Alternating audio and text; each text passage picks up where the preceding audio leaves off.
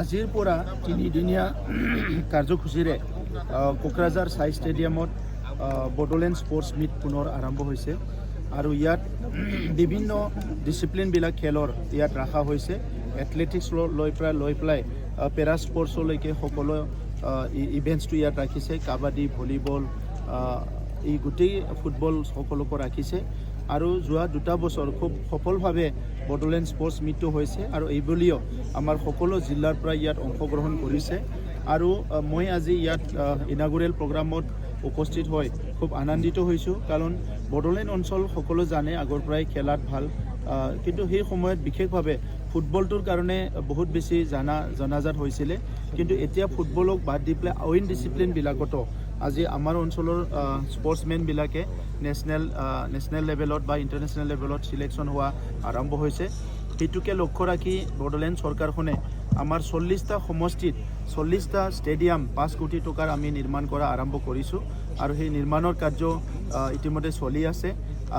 এতিয়ালৈকে 12খন এপ্ৰুভেল দিয়া হ'ল, চেংচন কৰা হ'ল। অহা ফাইনেন্সিয়েল ইয়াৰত আমি 28খন একেলগে নিৰ্মাণ কৰিম বুলি ভাবিছোঁ, যাতে প্ৰত্যেকটো সমষ্টিত ল'ৰা ছোৱালীয়ে ভালকৈ খেলিব পাৰে।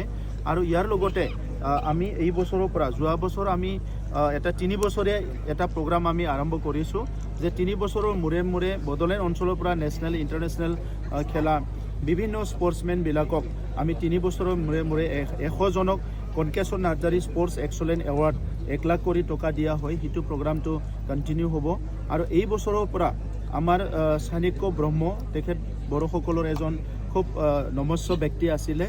তেখেতে সকলো বিষয়তে এক্সপাৰ্ট আছিলে, গান লিখাৰ পৰা লৈ স্পৰ্টছৰ পৰা লৈ আৰু বডোলেণ্ডৰ যিটো বড়ো ইণ্ডিজিনাছ গেম সেইটো পপুলাৰাইজ কৰা, সেইটো শব্দ এটা ডিচিপ্লিনত অনা, এই কামখিনি তেখেতে কৰিলে। তেখেত স্বৰ্গবাসী হ'ল, মই তেখেতলৈ শ্ৰদ্ধা জনাইছোঁ। আৰু এই বছৰৰ পৰা আৰম্ভ কৰি অহা বছৰৰ পৰা আমি আমাৰ আয়ং, তেখেতক জেঠা বুলি কোৱা হয়, আয়ং যিটো আমাৰ চাণক্য ব্ৰহ্মৰ নামত বডোলেণ্ড স্পৰ্টছ এৱাৰ্ড দিয়া হ'ব।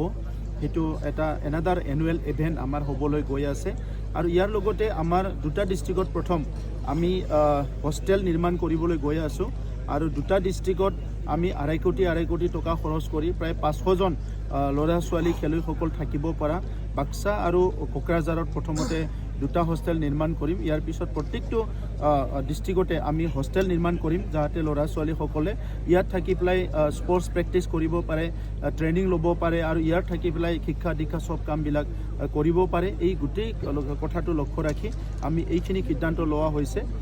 অহা মাৰ্চ মাহত আমাৰ চৰকাৰৰ ভিজন ডকুমেণ্ট আমি প্ৰস্তুত কৰিম। ইয়াত অহা 5 বছৰৰ আৰু অহা 25 বছৰৰ 2টা ভিজন ডকুমেণ্ট একেলগে আমি ৰিলিজ কৰিম আৰু তেতিয়া এই স্পৰ্টছৰ গোটেই কথাবিলাক তাতে লিপিবদ্ধ থাকিব।